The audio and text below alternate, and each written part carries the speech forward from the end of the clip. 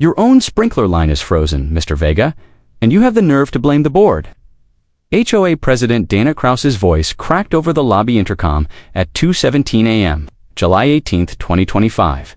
The night my garage transformer blew and flames licked the cedar siding like July had suddenly turned to December.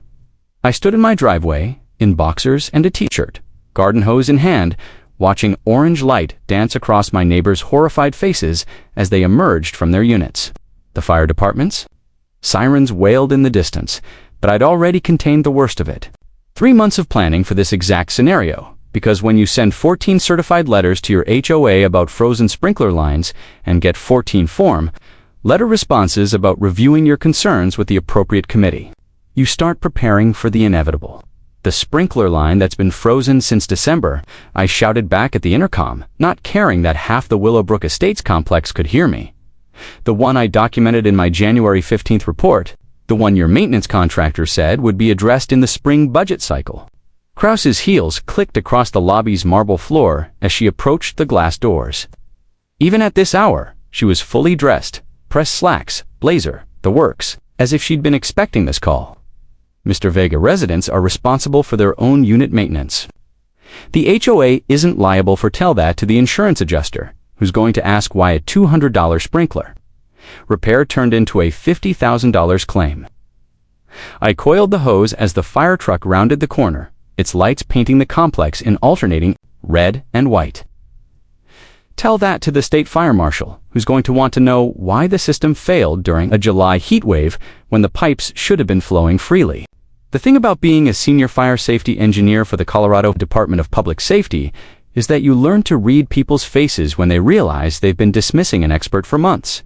Krause's expression shifted from arrogant certainty to something approaching panic as the full weight of her negligence began to crystallize. But she wasn't backing down. Not yet.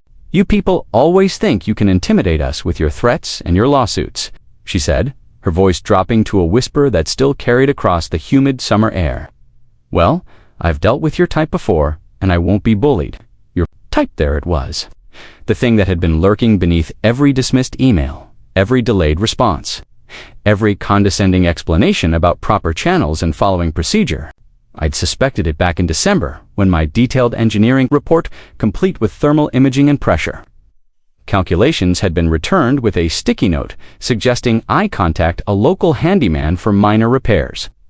I'd known it for certain in March, when my follow-up presentation to the board had been cut short after 5 minutes because they had more pressing matters to discuss. Now, as flames finally surrendered to my garden hose and the fire department's professional intervention, Dana Krause had just confirmed what I'd spent 8 months trying to prove through proper channels, that my 22 years of expertise in fire safety systems meant nothing to her because of the assumptions she'd made about Miguel Vega the moment she'd seen my name on the resident directory. The fire chief approached, clipboard in hand, and I prepared to explain how a preventable electrical fire had nearly consumed my garage because the people responsible for maintaining life safety systems had been too busy protecting their egos to listen to the one person in the complex who actually knew what he was talking about. What Dana Krause didn't know, what none of them knew, was that come Monday morning, I'd be testifying before the state legislature about fire safety standards in residential complexes. The same standards her HOA had been violating for the better part of a year. She was about to learn that dismissing Miguel Vega, the quiet guy in Unit 47 who kept sending those annoying technical reports, was very different from dismissing Miguel Vega, the man who'd written half the fire safety codes she'd been ignoring. The insurance adjuster arrived at 3:42 a.m., just as the last of the smoke cleared and the reality of the situation began to sink in. As I watched Krause's face go pale under the emergency lighting, I realized that this fire, the one she'd spent months ensuring would happen, was about to burn down a lot more than just my garage. Fire Captain Rodriguez finished his initial assessment at 4:15 a.m. Finding what I'd already documented in my January report, the sprinkler system's main feed line had frozen during the December cold snap, causing a pressure failure that left the entire eastern wing of the complex vulnerable. The electrical fire in my garage had been contained only because I'd installed my own supplemental extinguishing system after the HOA's third denial of my repair request. Mr. Vega, I need to understand why you had ABC-rated suppressant canisters staged in your garage, Rodriguez said, his tone professional but curious. That's not standard residential practice, because the existing system failed in December, and I knew it was only a matter of time before something like this happened. I gestured toward the complex's main utility room, where frozen pipes had burst and refrozen at least 3 times over the winter. I've been documenting the failures since my first day here, Krause interjected before I could continue. Captain, Mr. Vega has been harassing the board with complaints for months. This fire was caused by his own electrical work, not anything. The HOA, ma'am, I'm going to need you to step back while I complete my investigation. Rodriguez's voice carried the authority of someone who'd seen too many preventable disasters. Mr. Vega, you mentioned documentation. Can you walk me through what you observed? I pulled out my phone, scrolling to the photos I'd taken throughout the winter. December 15th, first freeze. Main feed line pressure dropped from 65 psi to 12 psi. I submitted a formal report the next day. I showed him the thermal imaging from my December 20th follow-up. By the 20th, ice blockage was complete. 0 water flow to the eastern wing. And the HOA's response. Form letter dated January 8th.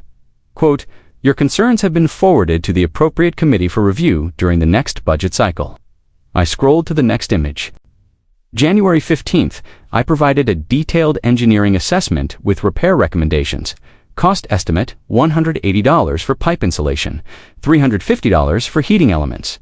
Rodriguez frowned. That's well within a typical maintenance budget. The board's response was that individual residents should handle their own plumbing issues. But this is a common system serving multiple units.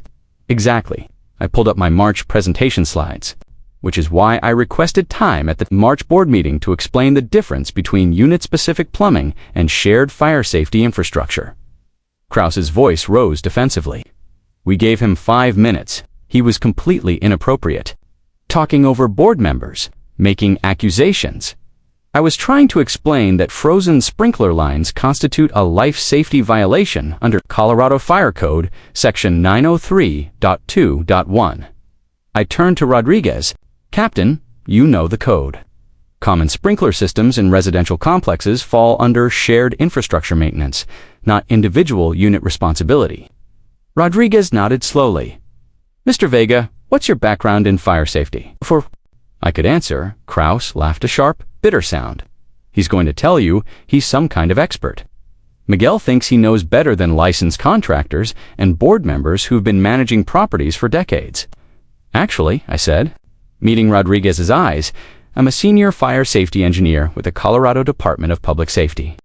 I've been writing fire safety codes for residential complexes for the past 12 years. The silence stretched across the parking lot like a physical presence. Rodriguez's expression shifted from professional interest to something approaching recognition. Miguel Vega. You wrote the 2019 amendments to the residential sprinkler requirements. Among other things, I used your thermal imaging protocols in my captain's certification training. Krause's face had gone completely white. That's impossible. You're just a resident. You drive a 15-year-old Honda. You, ... I what? I kept my voice level, but the anger was building. I don't look like someone who might know what he's talking about. Insurance adjuster Sarah Chen arrived as the eastern horizon began to lighten. She was younger than I'd expected, but her questions were precise and devastating. Ms. Krause, I need to understand the timeline of maintenance requests related to the sprinkler system. There weren't any legitimate maintenance requests. Krause insisted Mr. Vega submitted some creative writing, but nothing that required board action. Chen opened her tablet, scrolling through documents. I have 14 certified letters from Mr. Vega to the HOA board between December 15th and July 15th. Each one details specific fire safety violations and provides cost estimates for repairs. She looked up. The total repair cost for all identified issues was $2,847. The fire damage claim I'm processing tonight is $52,000. That's not our fault. Residents are responsible for their own electrical systems. Actually, ma'am, the fire originated due to electrical overload caused by Mr. Vega's supplemental fire suppression system, a system he installed because the HOA maintained sprinkler system was inoperative. Chen's voice was clinically neutral, which means this claim falls under common area maintenance failure, not resident negligence. I watched Krause's face crumble as the implications sank in. Her insurance premiums were about to skyrocket. Her board was about to face liability lawsuits. Her career managing HOA properties was about to end. But he's just ... double quotes. She started, then stopped. Just what, ma'am? Krause looked at me, then at Rodriguez, then at Chen. The dawn light was harsh on her face, showing every line of stress and exhaustion. He's just a resident. He doesn't have the authority to make these demands. Ma'am, authority isn't the issue, Chen said. Knowledge is, and Mr. Vega's engineering credentials are impeccable. I've worked with him on 3 other fire safety assessments. That was news to me, but I kept my expression neutral. In my line of work, you learn that credibility builds slowly and crumbles instantly. Every interaction matters. The question now, Chen continued, is whether the board wants to settle this claim cooperatively, or fight it in court with full discovery of all maintenance records and board communications. I knew what she'd find in those records, the same pattern I'd seen in dozens of other cases. Legitimate safety concerns dismissed due to prejudice, cost-cutting measures that increased liability exposure, and board members who confused authority. With expertise, Krause's phone buzzed. She glanced at it, and her expression shifted to something approaching desperation. I need to make some calls. As she walked away, Chen turned to me. Miguel, I'm going to need your full engineering report for the insurance file, and I'll need you to document every interaction with the board since you moved in. I pulled up my phone again. Every email, every certified letter, every board meeting attendance record, plus audio recordings of the meetings where they cut off my presentations. Audio recordings. Colorado is a one-party consent state. Board meetings are supposed to be public anyway, but they kept claiming my technical explanations were disruptive and inappropriate. Rodriguez shook his head. 22 years in fire safety, and you're being told your expertise is inappropriate. You'd be surprised how often that happens. I looked across the parking lot, where other residents were beginning to emerge for their morning routines. The thing is, I moved to Willowbrook specifically because I wanted to be just a regular resident. I wanted to come home from work and not think about fire codes and safety violations, but you couldn't ignore obvious problems. Would you ignore a gas leak because you were off duty? Rodriguez laughed grimly. Point taken, the December cold. Snap had been brutal, the kind of weather that tests every system in a building and exposes every shortcut taken during construction. I'd moved into Unit 47 in November, drawn by the complex's modern amenities and the promise of maintenance-free living. After 22 years of analyzing fire safety failures and writing regulations to prevent them, I'd thought I could finally relax. Then the pipes started freezing. It wasn't just my unit. The entire eastern wing of the complex shared a common, the sprinkler feed line that ran through an unheated utility corridor. When temperatures dropped below 20 degrees for 5 consecutive days, the system failed completely. What should have been a minor maintenance issue became a life safety violation affecting 64 residential units. My first report to the board was professional and thorough. I'd included thermal imaging showing the exact location of the frozen sections, pressure readings documenting the system failure, and detailed repair recommendations with cost estimates from 3 licensed contractors. The engineering analysis alone would have cost the HOA $2,500 if they'd hired an outside consultant. The board's response came 3 weeks later. A form letter suggesting I contact a local handyman for minor plumbing repairs. I'd tried to give them the benefit of the doubt. Maybe they didn't understand the difference between unit-specific plumbing and shared fire safety infrastructure. Maybe they needed more detailed explanations of the code requirements. Maybe they were just overwhelmed by the technical language. I'd simplified my second report, focusing on the legal liability implications and the potential insurance consequences. I'd included photographs of the frozen pipes, documentation of the pressure failures, and a plain English explanation of why this constituted a fire safety violation under both state and federal codes. The board's response. Another form letter, this time suggesting I follow proper channels and avoid making technical claims without appropriate expertise. That's when I'd realized the real problem wasn't technical knowledge or communication style. The board had looked at my name, made assumptions about my background, and decided that Miguel Vega from Unit 47 couldn't possibly know what he was talking about. I'd seen the same pattern in my professional work, Latino engineers being dismissed by white contractors, technical expertise being discounted because of accent or appearance, safety recommendations being ignored because they came from the wrong person. But this was different. This was personal. This was my home. My neighbor's safety? And I'd be damned if I was going to let Dana Krause's prejudice burn down the building. My third report was a formal engineering assessment, the same type of document I'd submit to the state legislature or federal regulatory agencies. 30 pages of technical analysis, code citations, and photographic documentation. I'd hand-delivered it to every board member and included a cover letter explaining my professional credentials and offering to present the findings at the next board. Meeting the response was swift and brutal.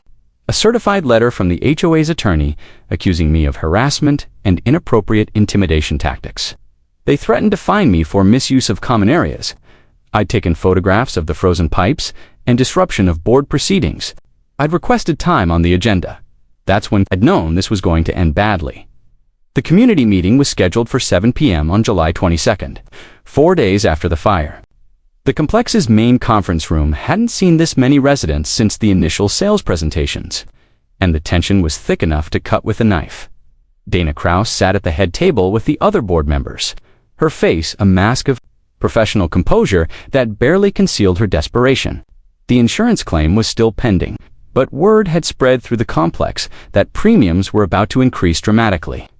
Several residents had already received letters from their individual insurers, questioning the adequacy of the building's fire safety systems.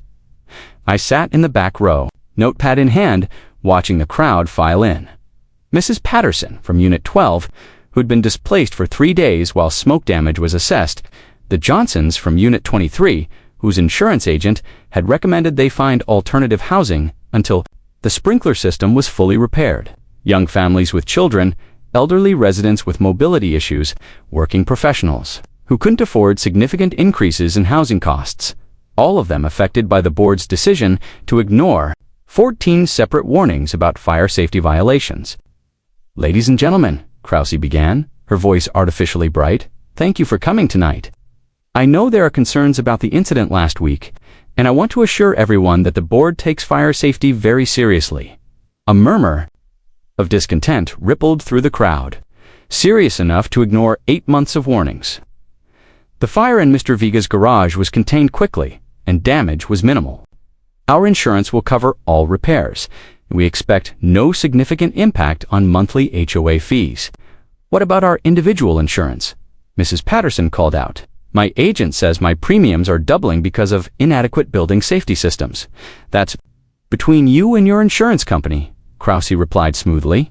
"The HOA isn't responsible for individual coverage decisions, but the HOA is responsible for maintaining common fire safety systems," I said, rising from my seat, "which is why I've been trying to get your attention since December." The room fell silent. Every head turned toward me, and I could feel the weight of their expectations. These people had trusted the board to keep them safe, and that trust had been betrayed. Mr. Vega Krause said, her voice tight with barely controlled anger, "You've caused enough disruption. This meeting is for legitimate concerns, not personal vendettas." Personal vendettas. I walked to the front of the room, my voice carrying, icily, across the space. "Is that what you call 14 certified letters documenting fire safety violations? You have no qualifications to make such claims." "Actually, I do." I turned to face the crowd. "My name is Miguel Vega. I'm a senior fire safety engineer with the Colorado Department of Public Safety. I've been writing fire safety codes for residential complexes for 12 years. I've investigated over 300 fire-related incidents, and I've testified before Congress on fire safety standards." The silence was deafening. I could see the exact moment when the pieces clicked into place for each resident, the technical language in my reports, the precise documentation, the detailed knowledge of fire codes and insurance regulations. "Moved to Willowbrook because I wanted to be just a regular resident," I continued. I wanted to come home from work and not think about fire safety. But when I saw that the sprinkler system was failing, I couldn't stay quiet. When I documented the code violations, I couldn't ignore them.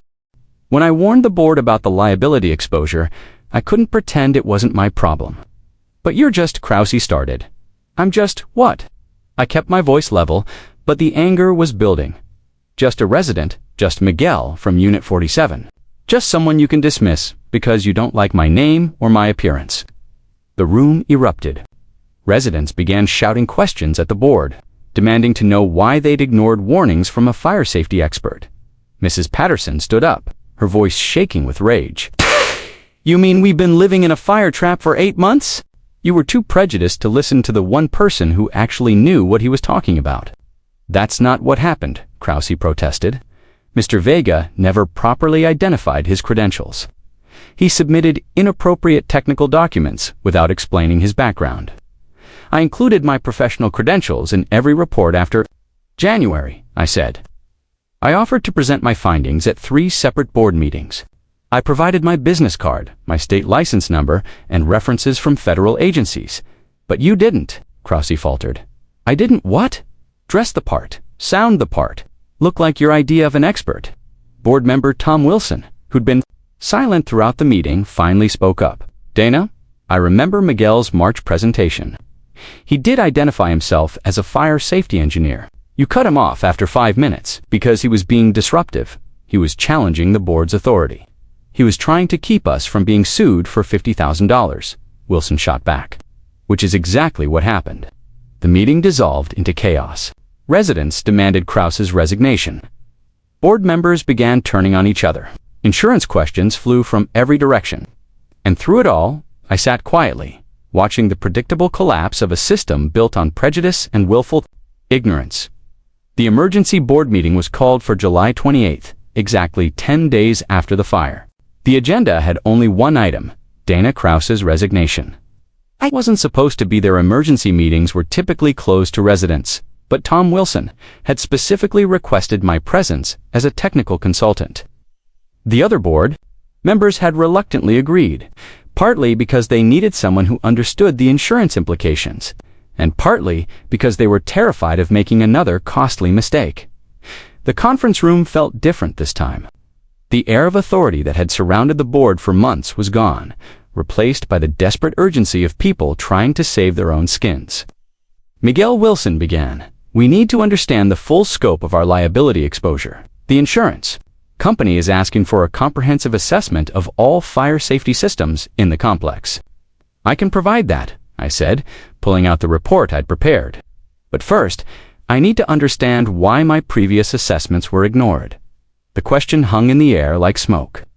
Board member Susan Martinez squirmed in her seat. Treasurer David Chen, no relation to the insurance adjuster, studied his hands.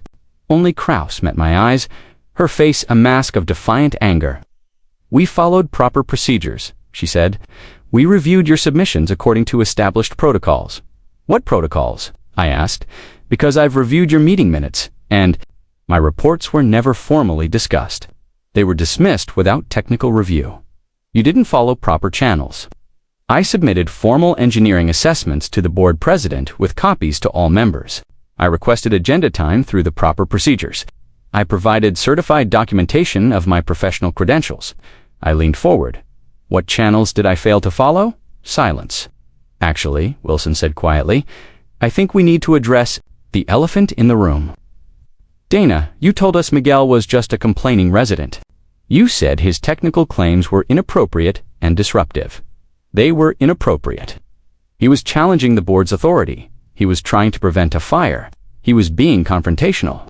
He was talking over board members, making accusations, acting like he knew better than people who've been managing properties for decades. There it was, the core of the problem. Krause couldn't conceive that someone who looked like me, lived in a unit like mine, drove a car like mine, could possibly know more than she did about anything. Dana Martinez said slowly, Miguel has a doctorate in fire safety engineering. From Colorado State, he's written textbooks on residential fire systems. He's testified before Congress. I don't care if he's the Pope, Krause snapped. He's a resident, not a board member. He doesn't have the authority to make demands. He wasn't making demands, Chen said. He was providing professional consultation, for free. Professional consultation that could have saved us $50,000, Wilson added. Professional consultation that could have prevented the insurance rate increases that are about to destroy our budget. The financial implications were staggering. The complex's insurance premiums would increase by 400% unless the fire safety violations were corrected within 60 days. The sprinkler system repairs would cost $47,000, nearly 20 times the original $2,847 estimate from December, and that was just the beginning. Miguel Martinez said, "We need to ask you a favor. We need you to oversee the fire safety upgrades as a paid consultant. As a board member, we're calling a special election to fill Dana's seat."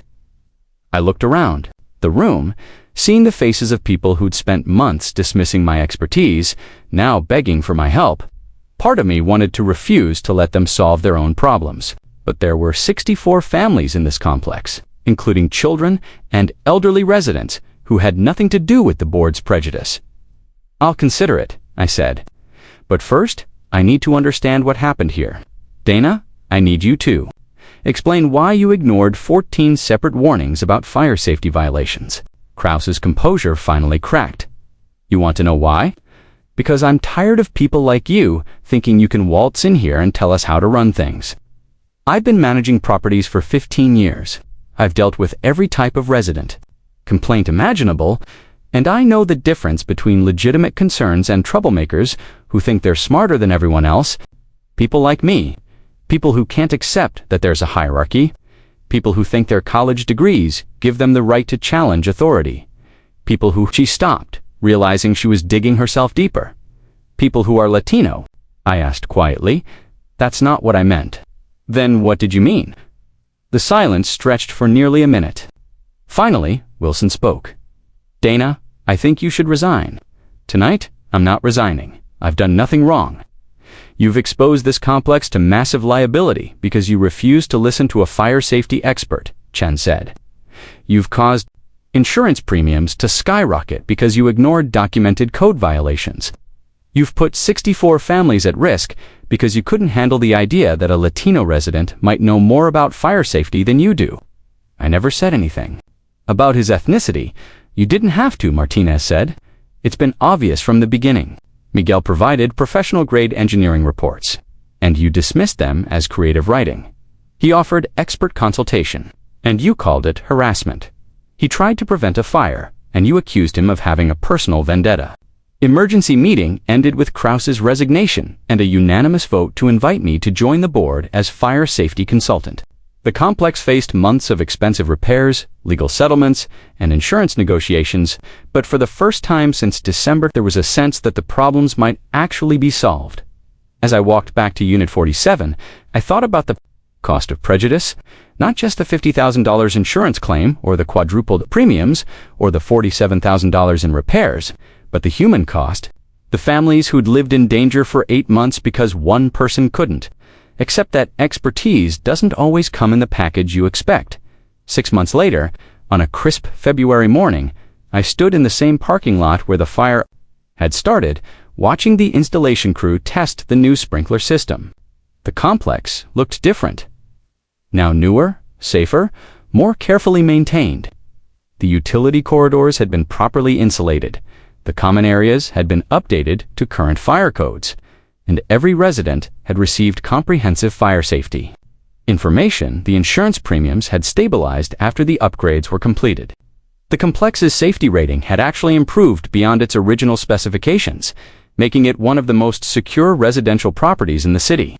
Property values had increased by 12% once word spread that the fire safety systems exceeded current code requirements. Dana Krause had moved out in October, facing both civil lawsuits from residents and a criminal investigation for misappropriation of HOA funds. The financial audit had revealed that she'd been diverting maintenance money to cosmetic improvements, new landscaping, lobby furniture, decorative lighting, while ignoring critical infrastructure repairs. Her replacement, elected in November, was a retired building inspector who'd made fire safety the centerpiece of his campaign. The new board met monthly with all residents, encouraging input and questions. They'd implemented a formal process for technical concerns. With mandatory expert review of all safety-related issues, Mrs. Patterson stopped by as I was reviewing the final inspection reports. "Miguel, I wanted to thank you again. I know it wasn't easy dealing with all that hostility." "It was worth it," I said. "This is a good place to live now. It was always a good place to live. It just took the right person to make it safe." As she walked away, I thought about the broader implications of what had happened at Willowbrook. How many other communities were living with preventable risks because expertise was being dismissed due to prejudice? How many safety experts were being ignored because they didn't fit someone's preconceptions?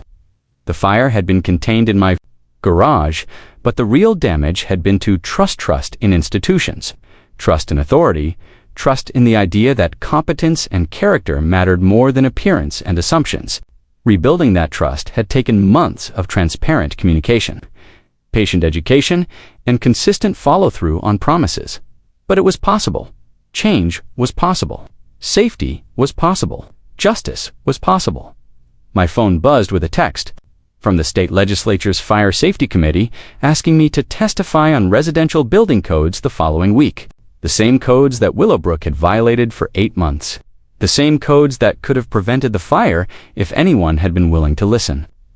I smiled, thinking about Dana Krause's shocked expression when she'd learned that the troublemaker from Unit 47 was the same person who'd written the regulations she'd been ignoring. The same person who'd designed the safety systems she'd dismissed. The same person who'd tried to save her from her own prejudice. The sprinkler system came online with a soft hiss of pressurized water flowing through properly insulated pipes. The sound of safety, the sound of expertise being respected, the sound of a community that had learned to listen to the right voices, regardless of where they came from. In the end, the fire had burned away more than just my garage. It had burned away the assumptions, the prejudices, and the willful ignorance that had put 64 families at risk. What remained was stronger, safer, and more just than what had come before.